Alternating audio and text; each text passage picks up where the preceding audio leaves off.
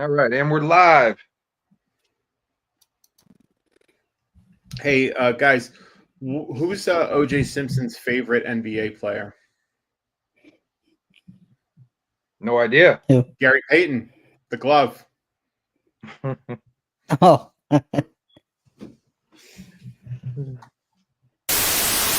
I'm about to get mine and it's about time. Call us grindhouse, everybody in a house grind. I'm just doing me, I ain't trying to outshine. Trying to kill my vibe is how you get outline. Welcome to the Hoopstorians podcast. This day in NBA history, actually it was yesterday, but on November 17th in the year 2000, 25 years ago, Reggie Miller of the Indiana Pacers became the 25th player in NBA history to score over 20,000 career points, as he scored 30 points in a 92-90 loss to the Golden State Warriors. I think Reggie Miller gets a little bit. I think Reggie Miller is more of a symbol, an important figure of his time. But I do think he gets a little bit overrated as a player. He did lead, some pretty good offenses, some elite, some close to elite, top 8 offenses throughout the 90s. But he is, the idea that he's a consistent playoff riser, I think, is untrue. The idea that he's a Knick killer, he has a losing record against the Knicks in his playoff career. I think he does get a bit overrated because of the time he played in, because of his highlight moments, because of the moments with Spike Lee and against the Knicks. I think he's a little bit overrated. People say he's a top 10 shooting guard. I don't have him there. I have quite a few guys over Reggie Miller. But what do you think of Reggie Miller? We'll start with Jules. I'm in that same wavelength. I'm not a big Reggie Miller guy. I don't think what me and Tony have talked off screen. I don't think a guy who's averaging around 18 points for his career and being able to translate that into playoffs, putting in the context where a lot of the off-ball defenses during the time period weren't to the standard of I guess, modern quote-unquote basketball. So he's being able to take advantage of this game. Now, granted, like you only play with the people in front of you. I'm not trying to tax that. But I think Reggie's playoff rises are accustomed to people not being the greatest off-ball defenders and having to screen navigate and go through a lot of these curls and pin down screens and all this kind of stuff. So Reggie's taking advantage of that, as he should. But contextually, I think he's taking advantage of the lack of off motion defenses compared to where I think it has become a lot more advanced overall. So I would say Reggie is right outside my top 10 shooting guards. And I think there's just a couple people who don't get valued as much because the shooting guard position is a rather weak position, but I don't think I think Reggie's more known because of the moments instead of the actual gameplay. Yeah, I've always thought Reggie was more overrated than anything else. The dude, 5 times out of 18 years, he averages over 20. He never once hits 25. Like I said, like Jules says, he's an 18-point a game, 18.2, I think, is his career average. He's also a 3 assist, 3 rebound guy. Doesn't get steals, he gets you really nothing. He can't dribble. His crossover is this: he shakes the ball in front of you and then dribbles one way. He can't post up. He can't slash to the hoop. So really, and really, he can't. He doesn't have enough handles up to create space to create his own shot on the perimeter. That's why he has to run off 1,000 screens. That's why I am really big on. And I always use Reggie Miller's example on predicating how much offense is predicated through screening, and trying to show people the importance of screening in offense, because Reggie Miller scored 25,000 points off screening, basically. Just to show you, too, how Reggie Miller gets down. The dude is 6'7", a 6'7" 2-guard. His last in-game dunk in his NBA career was in 2002. He retired in 2005. He went 3 years without dunking the ball at 6'7", and he's one of the top shooting guards of all time. I think that just shows you how that's one of the weakest positions. I don't know where I rank my top 10 shooting guards. I don't know. I do know I think Reggie Miller's overrated. I remember on Inside the NBA, they were going to do the next 10 after the NBA did their 50 years, and then they did 10, and they tried to add 10 more players to it. And they're like, Reggie's got to be in it. No, the fuck Reggie doesn't. Okay? Do I think Reggie Miller is a Hall of Famer? Yes. I think if you hit over 25,000 points, I think you're in the Hall of Fame. I think that's a legitimate number. I think you deserve the Hall of Fame. Totally with that. However, yeah, all-time shooting guard, no. And I really think it also just shows what a weak position the shooting guard position is. It is by far the weakest position historically in terms of greatness out of all the other positions. Would anybody agree? Disagree? It's by far the weakest position. I agree. After honestly, really after the top three, you're not even getting like guys that can lead you to a title. You get LeBron, you get Kobe, you get Wade, and then after that, Harden, Allen Iverson, Clyde Drexler, George Gervin. You don't get a single player after those top three that can lead you to a title. Whereas you look at power forwards, small forwards, other positions, you get multiple, you get many. So I agree. So was that it? Was that this day in NBA history? I think we wrapped up Reggie Miller. Yeah.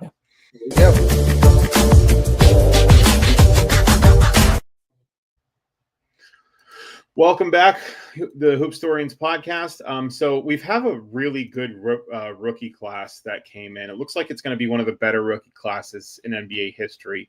You've got a guy like VJ Edgecombe, who's been a bit of a surprise player, even though he's a top 4 pick. Showing flashes of Dwayne Wade. You got Con Nipple averaging 17 points per game right now. Cooper Flagg, obviously a generational prospect who's starting to come into his own a bit as now as the seasons come along, did have a little bit of a rough start. Even a guy like Cedric Coward, right?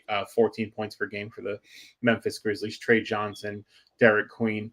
So it got me thinking, like, what are some of the best rookie seasons of all time? And when we think about those, I think the number one rookie season of all time has to be Wilt Chamberlain, right? Wilt Chamberlain in his rookie season wins the scoring title, wins the MVP. I believe has the record for an NBA debut, scores 43 points. And I think grabs 28 rebounds in his first game, averages 37 points per game, and is all NBA first team, obviously. That's, I think, the greatest rookie season of all time.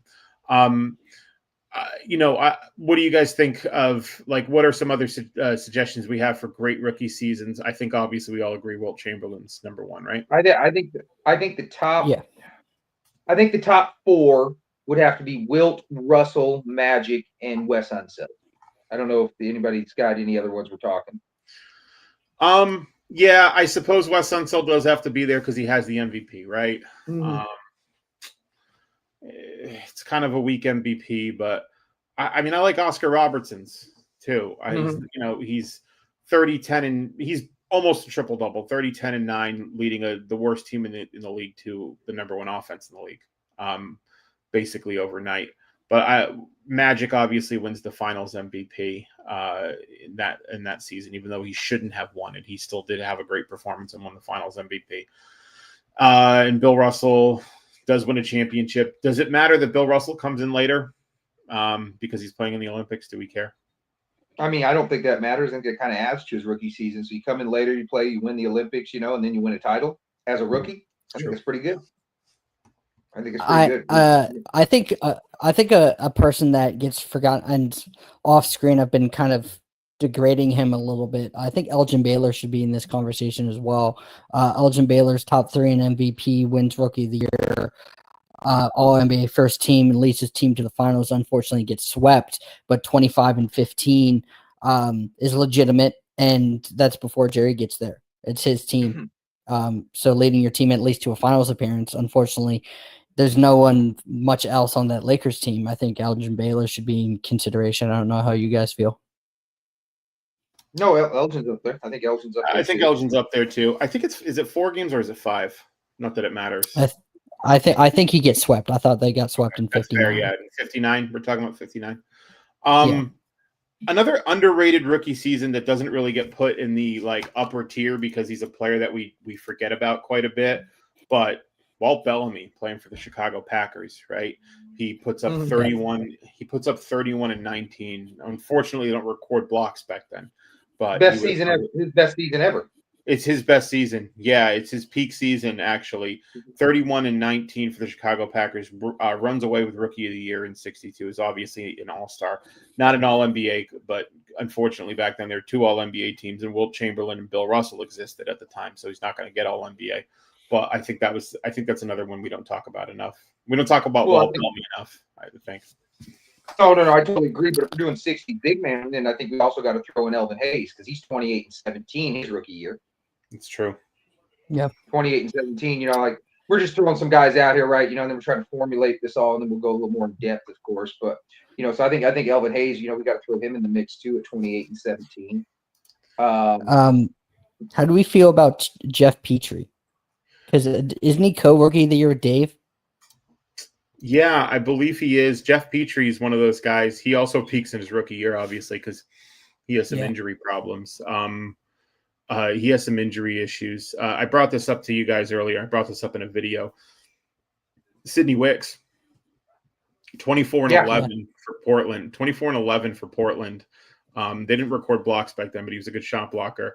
And he is an all-star. And he wins Rookie of the Year over Elmore Smith, who's putting up 17 points and 15 rebounds that year. Wicks makes 4 straight all-star teams, I believe, after that before tapering off. It seems like Portland, because I'm pretty sure Brandon Roy wins Rookie of the Year. It seems like something's up with Portland. You get these guys that have these incredible starts to their career and then just end up dealing with debilitating injuries or something like that. But yeah, Sidney Wicks is definitely, I think, in the conversation as well. Maybe not the top 5 or top 10, but he's up there. Well, then, we're doing that. Another guy, best season of his career, came in flying. Only time he ever averaged double-double. He averaged close to it, a few times after that. But we got to go Terry Cummings. He's 24 and 11 his rookie year. Yeah, for the Clippers, right? He's playing for San Diego at the time. Yeah, for the first 2 years. Yeah, he plays there his first 2 years, Terry Cummings. He is one of the lesser talked about guys, I think, of his time in the 80s. He's a 2-time All-Star, I believe. Might even be in top MVP consideration as well. I think he's like 12 or 13 or somewhere around there. Like he's outside the top 10, but I mean he got MVP votes. Another point guard season, same thing, kind of peaks as a rookie because I think this is interesting. Tyreke Evans. Tyreke Evans wins rookie of the year over Stephen Curry. He's the only rookie to average 25 and 5 besides Oscar Robertson and LeBron James.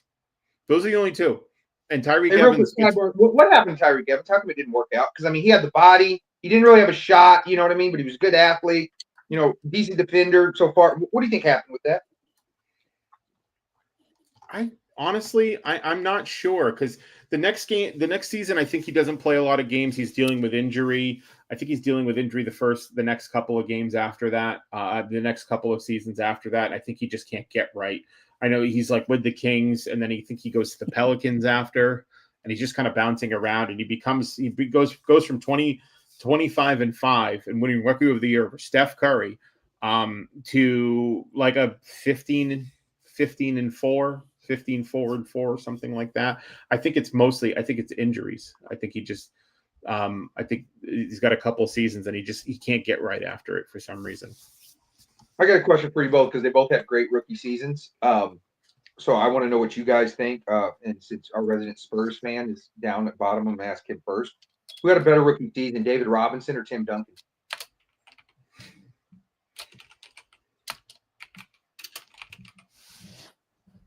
Oh, I'm like, it's funny. I'm a big deny the Tim Duncan, rookie year. All defensive team, all defensive second team. I believe top, all NBA first. I believe top 5 in MVP, if I'm not mistaken. And they lead to the playoffs. I think statistically, out of the gate, I think D-Rob is a little bit more dominant. He has a little bit more of that eye test that a lot of people like compared to Tim Duncan. But I think Tim Duncan's fundamental play and his impact of winning is more felt at the beginning of his career than more than D-Rob. They're very similar. David Robinson is definitely statistically a little bit better. I think Duncan's 21 and 12. David Robinson's 24 and 21 and 11, 21 and 12. David Robinson's 24 and 12. I think a few more blocks. David Robinson, 4 blocks. 4 blocks. Okay. I think they both have similar playoff successes too, where the Spurs are they lose in the second round. To the Sonics in 90, I think, and then I can't remember who the Spurs lost to in 88. I'm 98. Jules might be able to remind me. I think at that point, I would go like David Robinson's all NBA third team, but it's kind of tough for him, right? Because you're dealing with, I believe Ewing's an all NBA first team in 1990. And then you have Hakeem Olajuwon, right? So the center competition at that time is much tougher than the power forward competition, because at that point, who is it? Who's he dealing with? Vin Baker? Because Charles Barkley ain't what he used to be. Karl Malone's got the other first team spot with him. He's got the other first team spot with him. So Tim Duncan is all NBA first team. He is top 5 in MVP, or top 3 in MVP, and top 5 in DPOY that year. Yeah. I'm gonna say, I think David Robinson might have had a better season statistically, and Tim Duncan maybe has a more lion's share of the accolades. But Tim Duncan also comes onto the team with David Robinson. I think a much better team than David Robinson comes to. David Robinson also comes in a little bit older than Tim Duncan because he's serving in the military. He gets drafted a few years earlier. David Robinson was in the Navy. So I'm going to go with David Robinson. I think he's even though Tim Duncan's kind of a finished product when he comes in, David Robinson's just a little bit more of a finished product, just a little bit more statistically better than Tim Duncan. With you on that. What about this guy? He doesn't get talked about enough. We talk about him a lot, but his rookie season doesn't get talked about enough because it gets overshined by another person. But what about Hakeem Olajuwon? I mean, he's 21, 12, and 3 his rookie year. I mean, he's a black hole. Someone who's not passing, but I think he's still a top 10 player from day one when he walks in the door.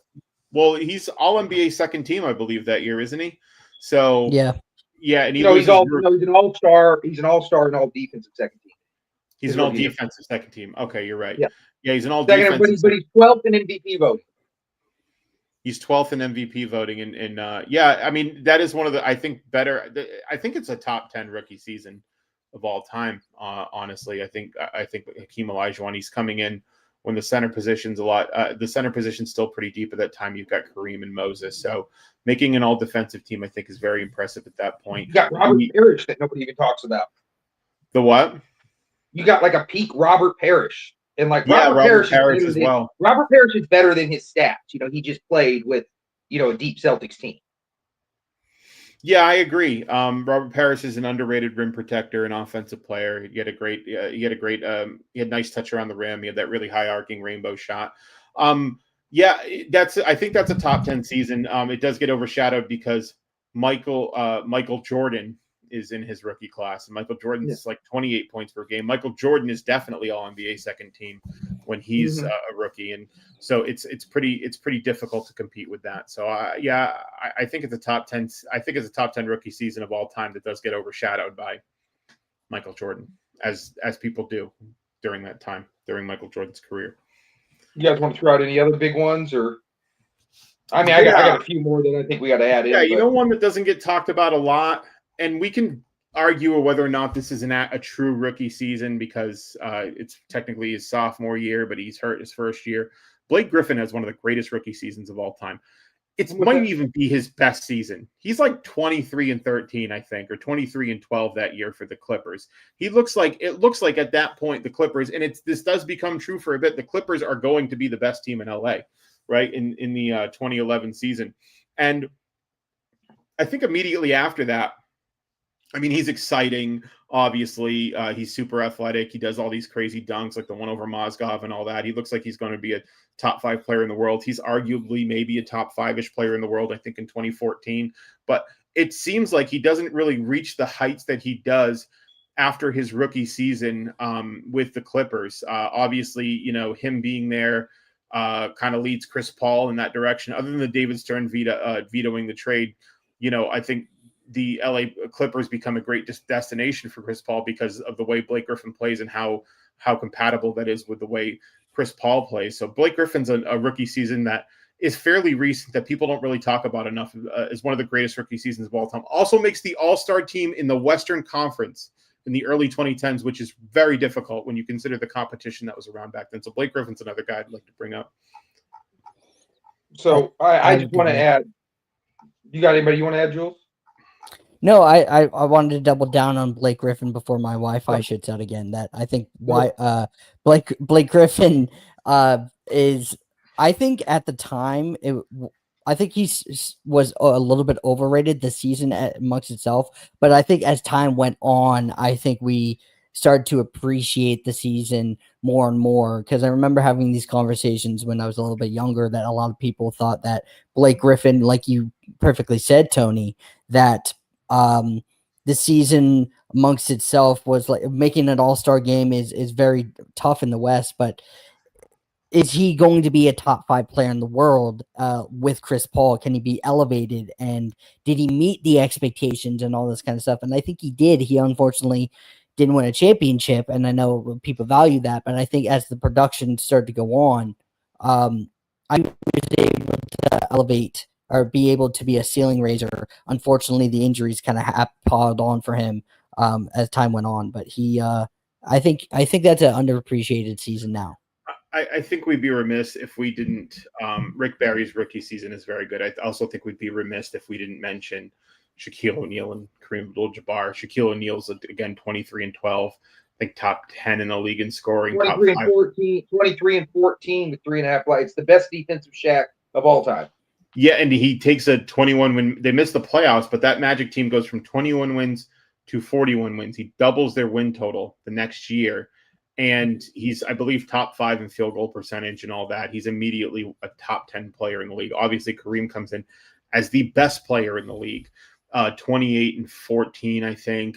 28 and 14 turns a 27-win Bucks team into a 55-win contender. Granted, Bob Dandridge, our guy, does come in with him, but that's like 13 points per game. I mean, Kareem Abdul-Jabbar is really the one that rights that ship and immediately turns this expansion team into a first-tier contender with the Bucks. I think we'd be remiss if we didn't mention those two among the greatest rookies of all time.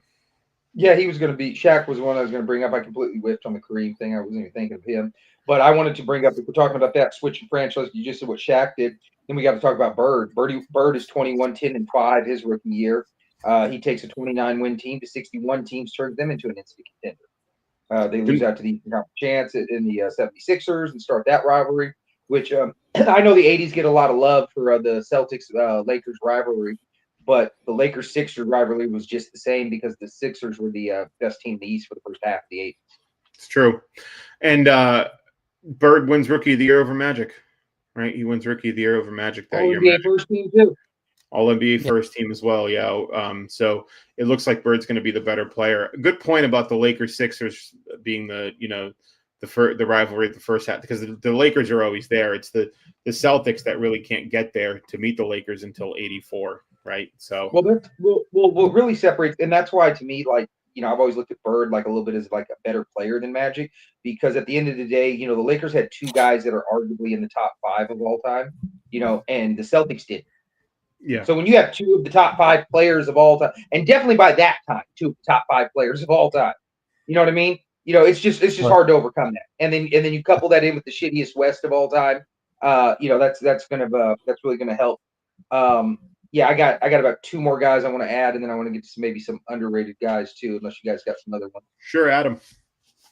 I don't think people nearly talk enough about Elton Brand's rookie year. He's 20 and 10 and 2 blocks.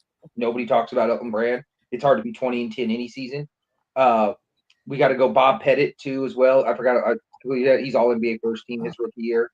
So there's Bob Pettit. And then the other guy I wanted to bring up too is so I guess there's 3 really. It's just Alonzo Mourning for those that don't know. Alonzo Mourning is a good one. Had an awesome, you know, he's 21, 11 and 3.5 blocks, something like that. His rookie year. We talk about it a lot, Tony, that if Alonso was rookie literally most other years, maybe not all, but let's just say 95%, if he went out in any other year, he would have been rookie of the year his year. He's definitely winning. He's definitely winning every rookie of the year between 86 and 92, and then between 94 and 97. There's an argument with Duncan in 98, and then he's winning them all from 99 again till I'd say Blake Griffin's one in 2011 is the first one. Maybe you could argue with Ron because he's a rookie, but Alonso had better stats than LeBron. Oh, I like this comment, Tony, under us. Chuck Person for the Indiana Pacers. Yeah, there we go. Yeah, 19 and 8 for the Indiana Pacers, I believe, does win Rookie of the Year. So that's a good one as well.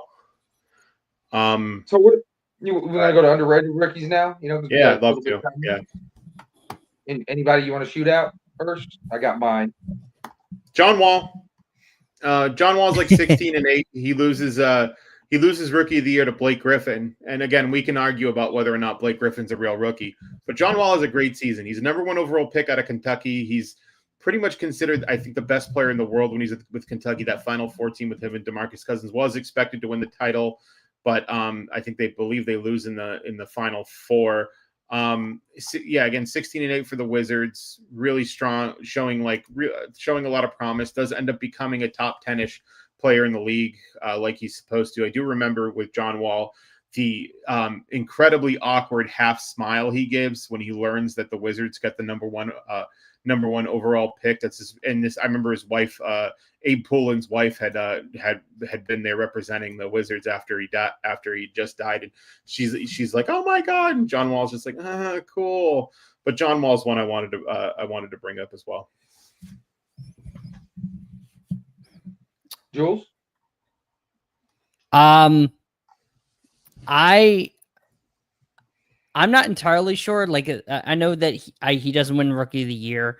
I think Kevin Mayo has somewhat of an underrated rookie year. I think it's like 16 or like 15 and like 9 or something like that. 16 and 9. I know it's limited minutes, but I think his value becomes obviously there during the later years with the Celtics, but I believe he's finishes top 5 in Rookie of the Year voting. It's in limited minutes, but he's providing good low post offense because he's getting subbed in for Robert Parrish during that time, and he's giving equal production in a limited amount of minutes. So I think that value is somewhat there during those runs. A young Kevin McHale, I would say.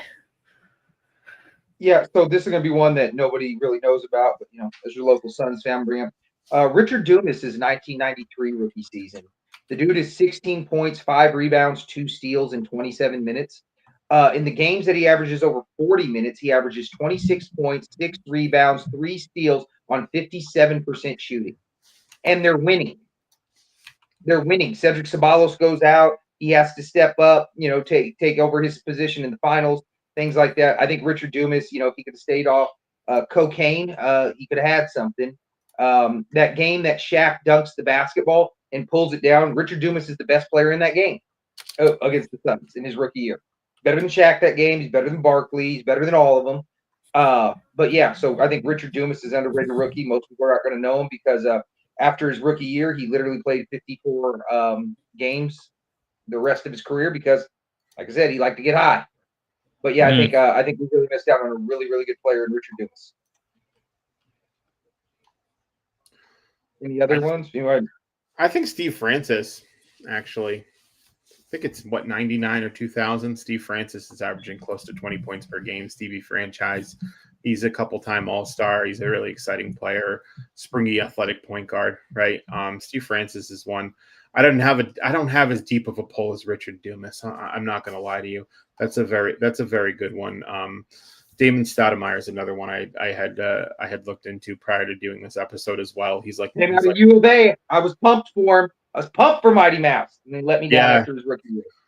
Damon Stoudemire obviously a big part of those Portland Trailblazer teams, and then Raptors, the Raptors as well. He's like 20 points per game as well. Damon Stoudemire is another one that I think does get overlooked. And Bob McAdoo. Bob McAdoo's Yeah, Bob McAdoo's like an 18-8 guy. Eventually, a couple years later, becomes the MVP of the league, 3 straight scoring titles, 34 points per game. One of the underrated peaks of all time. Well, he's my all-time favorite guy. Larry Johnson's 19-11-4 in his rookie Larry season Johnson, too. yeah. Yeah. Because you pulled the Richard Dumas, I might as well do the underrated for my team. Willie Anderson, second rookie of the year. I think he gives you 19-5-4. And he's one of those key rotational pieces for the Spurs early on.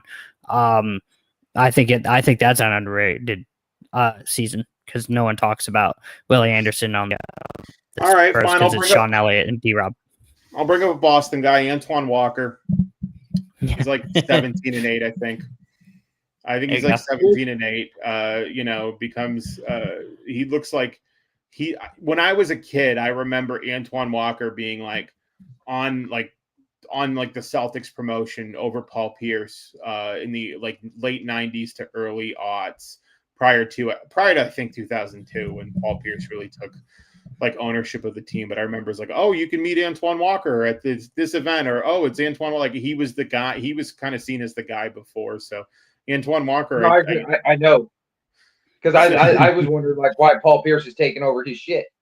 Yeah, exactly. Yeah, that at the time, and it was like I really feel like at the time it was like 2002 is when, and during the playoff run, I was like, oh, Paul Pierce is actually the best player on the team. Do you remember? Are you old enough to remember? Do you remember his fucking shoes? Employee number 8, the employee number 8 commercials. Antoine Walker. Don't think so. No. Okay, well, Antoine Walker had his own signature shoe line. I'm pretty sure it's with Adidas. He's employee number 8. Oh, no, yeah. No, I don't Yeah, remember. He got a whole marketing campaign. For those who don't know about Antoine Walker, maybe you can get the shoes. You know what I mean? If you've seen Antoine Walker's body lately, he's probably wearing Crocs or flip-flops or something like that now. So that way can't afford those shoes anymore. Yeah, but I got a better one for you if you want to do that. And I don't know how much you want to consider him a rookie or not, because technically he's a rookie in the NBA, but he's 26. He played another pro league. I was a big fan of him. I think he was the best European player of the 90s, better than Kukoc. I got to go Dino Raja.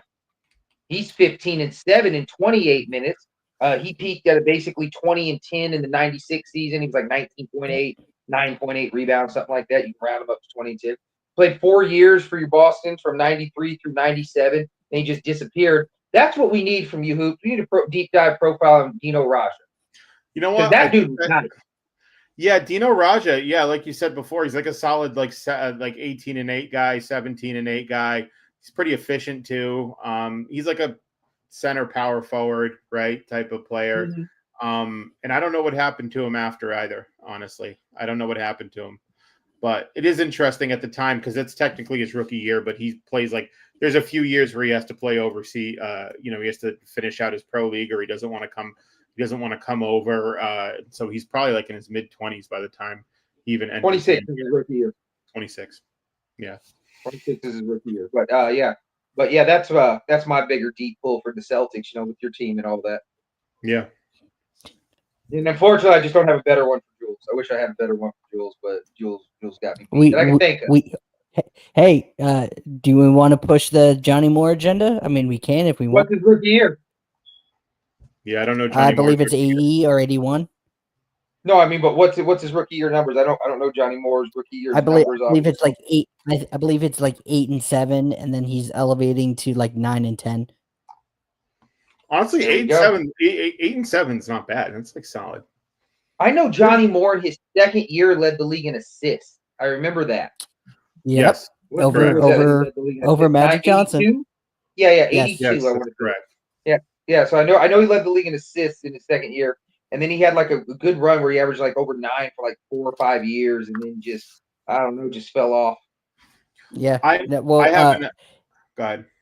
I'm sorry. The reason why he fell off, he got desert fever, and unfortunately had to go through. He had to unfortunately retire, and I believe he passed away from it. But because of 1983, I think you both know that I've pushed a lot recently. Jules. His jersey's in the rafters. Jules, why are you trying to kill him? He's still alive. Oh wait, Yeah, I thought he passed 67. away. He's No, 67 he passed and you're away. eulogizing him. I thought he passed away. Shit, No, I he's still apologize. alive. I You thought gotta he reach passed out to away. him. Because Yeah. I'm not gonna lie, when you said that, I started going. I was like, when the fuck did he die? I didn't know he died. I thought he passed Eulogize Johnny Moore. away. I thought he passed away. That's me. Fuck. Jesus. My goat Hey, is because still you're alive. dropping knowledge on me. I didn't know he had desert fever, and I know that's your dude. I was like, oh shit, I know. he died. I thought that he passed away shortly after him retiring, because he's Yeah. never been mentioned. He hasn't shown his face in San Antonio since at all. Yeah. Maybe So it's that's too why hot. I thought he died. You Is that what's why- fucked I mean, up? probably. I guess. Well, you know what's fucked up is What? so Alvin Robertson, he doesn't show up in San Antonio, right? He had a bunch of sexual assault allegations, kidnapped, and like none of them were true. So it's just there's this stain on his name, and none of the shit is true. Yeah. You know what I mean? And he's one of their best players of all time. Yes. He's their best That's very perimeter unfortunate. defender of all time. I would say I'll push back, but I know how you feel about it. I think he's top 2. I'm still taking Kawhi. Kawhi Leonard. Okay, Kawhi. I was thinking over wrong. So we can say I'll go Kawhi over him. Either or. I don't care. How about like Either or is fine. Can we talk about because I think we've gone a lot of rookies. What are some of the best, while we have some time left, what are some of the best sophomore seasons of all time? Off the top of our heads. Off the top of my head. I really a lot of the dudes we just named elevated in their sophomore year. All right. How about guys? Yeah, it's true.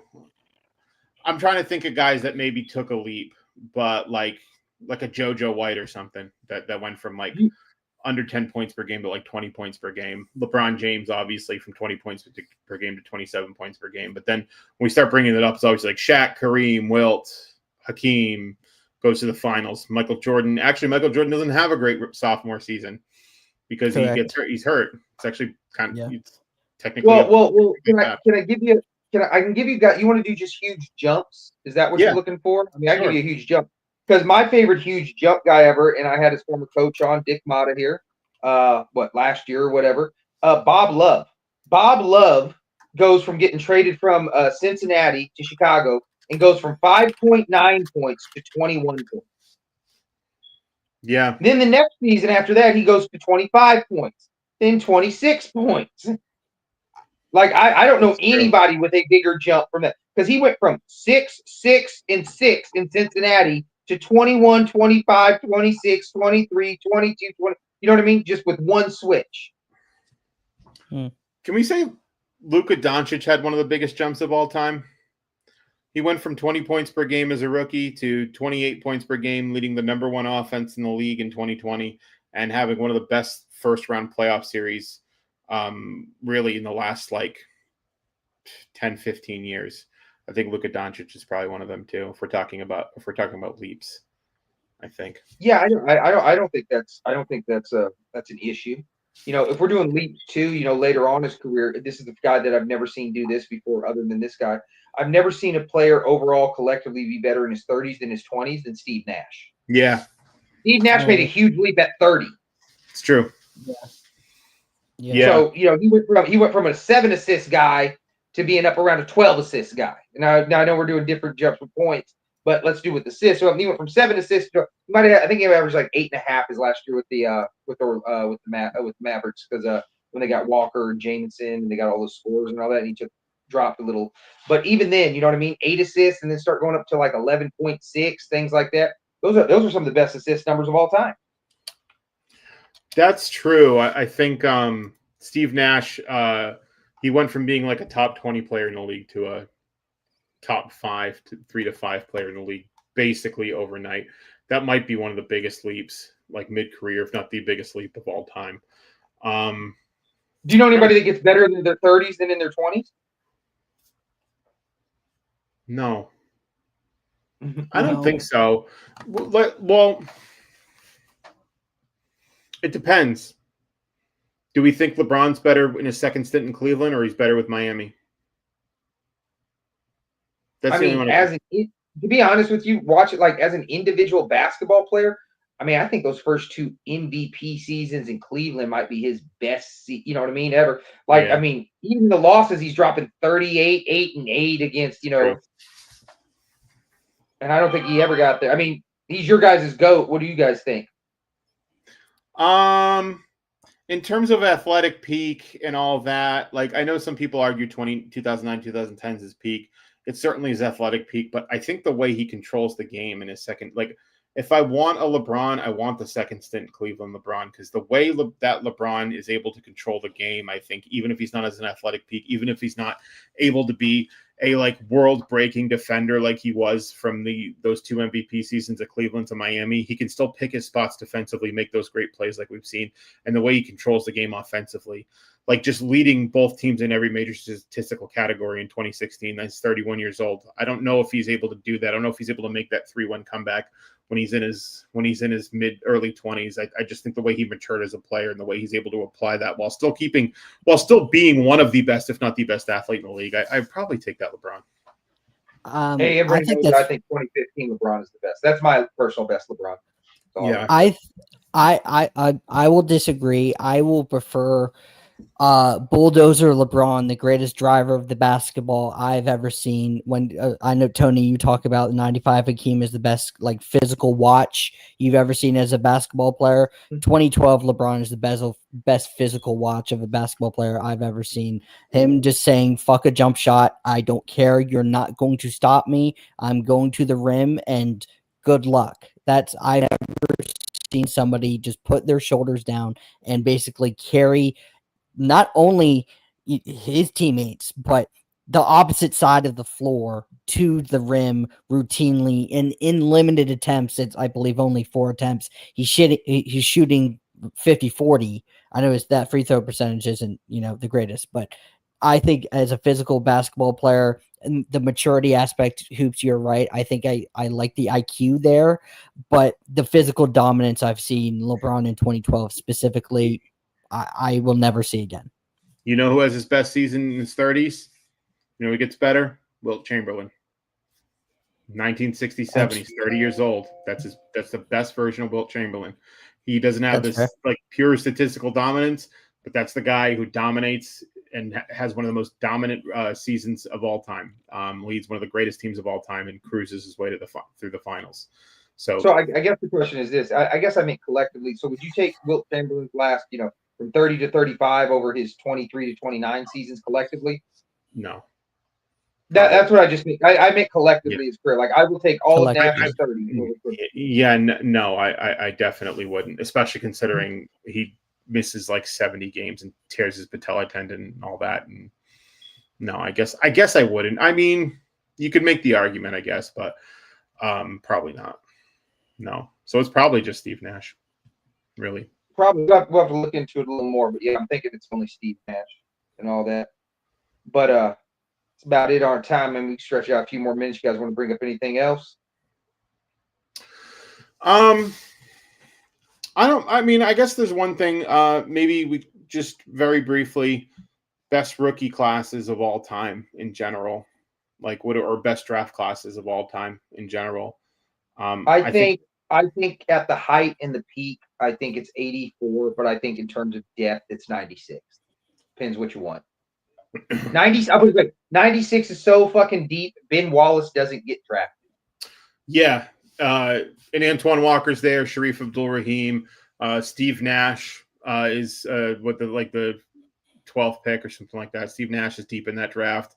Allen Iverson, Ray Allen, Kobe Bryant. I lean 96. Like the 4 players you're getting from 84, the rest of the draft isn't that good, but the 4 players you're getting from 84 are greatest of all time, top 10 of all time, right? And then 2 other elite Hall of Famers. So yeah, I would say 96. I would say 03 is better than 84, though, in terms of depth as well. I'd lean 96 personally. Yeah. Just overall in general? Yeah. I mean, like you said, Ben Wallace is undrafted. Like a 4-time defensive player of the year is undrafted. Yeah. That's insane. No, yeah. No, it goes deep, but like, I'll tell you another one I think that's underrated. Here, I'll put it this way. In terms of depth, like, and if you take their 1 year absolute peak, the 01 draft is really fucking deep. The 01 draft is amazingly underrated. Is that with Pau And then I'll tell Gasol? you, yes. Yeah. And Yeah, then I'll yeah, tell you yeah. another one.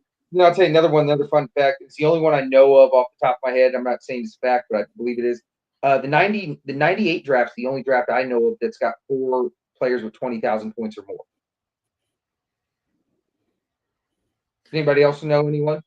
Paul Pierce, Dirk Nowitzki, Vince Carter, Vince Antoine Carter, Jameson. Antoine Jameson. Wow. Yeah. Does Yeah. anybody know of any other draft with 4 players of over 20,000? Because like in The only '96, you ones- got Ray Allen, you got Allen Iverson, you got Kobe Bryant, right? That's it. Maybe. Yeah. Well, 2003, LeBron, Carmelo, Wade and Melo. Wade and Melo. Yeah, 3. that's it. Yeah. 84, Hakeem, Barkley, and Jordan. Yeah, because Stockton doesn't, right? Yeah, I'm trying to think of anybody during those 70s drafts, and I can only think at most 2. Yeah, that's what I'm saying. So I think so. Then I think 98's got to be up there because they're the only one with 4 with 20,000 points. Yeah, I think 20,000 points is legit number 2. And I think that 01 draft is extremely deep, especially when you talk about especially like I said, when you talk about like 1-year peaks, guys that can really go. Because I mean, you got who do we got in that draft? We got Pau Gasol, we got Gilbert Arenas, and Gilbert Arenas is really fucking good for about 3 seasons. Yeah, he is. You got Tyson Chandler, you got Eddie Curry, who was even 20 a game at around 60%. Jason Richardson, who's over 20. Shane Battier, who's a really good keeper. And I'll put it away. Eddie Griffin was good in spot minutes. He just was a mental case. Like he should have been one of the best players out of the draft, but sad rip to him. Who else? Joe Johnson. There's another one. Another dude with over 20,000 points. Richard Jefferson. Troy Murphy's a double guy. Who else we got? Zach Randolph's in that fucking draft. Yes. Gerald Wallace is in that draft. Samuel Dallenberg was a good fucking player. Jamal Tinsley was a good player. Tony Parker's in that draft. Yeah. So I just think it's a really Mehmet Okur, 2nd round All-Star. Joseph Forte's in that draft, and he's not very good. But I went to a summer league game. That summer at UMass Boston, and I swore he was gonna I was so excited. I was telling my aunt, I'm like, oh my god, they're gonna be so good with Joseph Forte. But they weren't. They weren't. It wasn't Wait. Is there any one person that you were like wrong about? You said Joseph Forte, Tony. Was there one guy that you were just 12. like you were sold on all the physical traits, and you were just like, shit, I'm just wrong? Shit. Let me think. I mean, I know I've been wrong on a bunch of motherfuckers, so it's that just one. I'm trying to think of like the one that like I really the most egregious one that I ever. I mean, I brought him up before. I thought Paul McPherson was going to be something. Yes. And all he turned into was a pedophile. So, a ridiculous deep pull that we didn't know. I do remember that. You know what? I'll give you one I was completely wrong about. James Wiseman. I thought that was a great pick. I like James Wiseman for the Warriors. I thought he was going to be a great 18-10 guy. I thought he looked good his first couple games, and injuries, all that. Solved out a good career, but I mean, I thought this dude was going to be all NBA. I thought Ricky Rubio was going to be all fucking NBA. Oh, I love Ricky Rubio. Was going to be a generational fucking point guard. I loved Ricky Rubio. Everybody did. When he was playing for Spain, it looked like he was going to be the next big thing. When he was like going toe to toe with Kobe and all them in the Olympics. He was 6'4". That's what I loved about him. He was 6'4". He was a big point guard. I thought he was going to be like a Jason Kidd archetype, and he just ended up not being shit, really. Spent a little bit too long. It took him a little while to even get to the league, I believe. And he was drafted over Steph Curry. Yeah, I thought I'm trying to think of anybody else that I really was high on, and then it just nothing. I thought Dalton Connect was going to be a lot better. I'll tell you that. Just as a recent guy. My 2 were I was a Markelle Fultz guy out of UW. Watching most of those games in college, I'm like, this is Okafor is a good one. That's actually an underrated rookie season. I forgot to bring up. He's like 15 and 10 in like 2 blocks. Yeah. When's the rookie of the year? Over Dwight Howard. I was a big Markelle Fultz guy, and I was a big Hashim Thabit guy. Oh. Yeah. Oh, wait a minute. I got one. I thought Olu Candy was going to be the shit. Oh, everyone did. That's why he was the number one pick. Olu Candy out of Pacific was awesome. Emeka Okafor actually out of UConn was great too. He was excellent. Yeah. Olu Candy out of Pacific was supposed to be he was supposed to be great. Well, and then what's crazy is the year that Garnett got to the conference finals, like he finally looked like he was starting to put something together, but he was 27. It was just his peak. But like his last year with the Clippers, he's 12, 9, and like 2 blocks and shit. And I was like, dude, finally, some serviceable shit. And then he went there and then he immediately just went back to being shit. Yeah. Hey, there's one more thing I want to ask you guys before we go. What do you guys think of the Pat Beverly situation? The Pat Beverly felony. Initially, I don't know, and I'm just gonna be clear about this. I'll tell you the story. You want me to tell you the story? What happened, real quick, if you don't know it? Yeah. For those that don't know it. Okay, sure. So here's what happened. I think she's underage. I'm not sure. She might be 18. I don't know. Teenage sister or whatever sneaks out, right? So the mom's up. The mom calls Patrick Beverly to come over, and then tells the boyfriend to come over too. So I don't know what to set up. So he proceeds to start choking his sister, lifts her up off the ground, punches her in the face. She passes out, and that's the end of the story for sneaking out to be with her boyfriend. So that's the dead situation. I am taking a stand against that. I am coming out against beating up underage children and women specifically. I think that's wrong. Initially, I thought what was happening was he went after the guy, which would have made more sense. Yeah, that's what everybody thought. I'd have been like, yeah, that's what I would have done if a guy was trying to take advantage of like an underage girl. Sure. But then it was like his sister himself. And it's not good. She's 15. I think that's what she is. She's 15. Yeah, it's not good. You shouldn't hit women, especially underage women, especially 15-year-old girls. So yeah, I'm against it. I'm taking a strong stance against that. And then too, if you're doing some parental stuff, you know what I mean? I don't think a punch to the face is ever the type of hitting you want to do at all either. Oh, a little bit off topic. Milos Tidosic, that's a good one. He looked like he was very fun. He was going to be a very fun player. Gunnar brought it up in the comments. I agree. Yeah. There we go. Well, I think that's it. We're about out of time. Jules, what do you think about the situation before we go to the Pat Bev situation? I agree with Hoops. That shit's fucked up. I do not condone all that because I initially thought it was the guy. So this is me finding out about it that it wasn't him. That's just fucked up. I don't understand. That's completely unacceptable. So fuck Pat Bev. Another reason to hate Pat Bev. Bad behavior. Bad behavior. All right. Well, we out of time. Hoops, you want to send us out? Watch some games, everybody. Watch some games. They're on YouTube. You can watch them. Don't come to me and tell me some bullshit because I've watched more games than you, and I will call you out on it. Watch some games. What if you get told you just need to watch the games? That's your problem.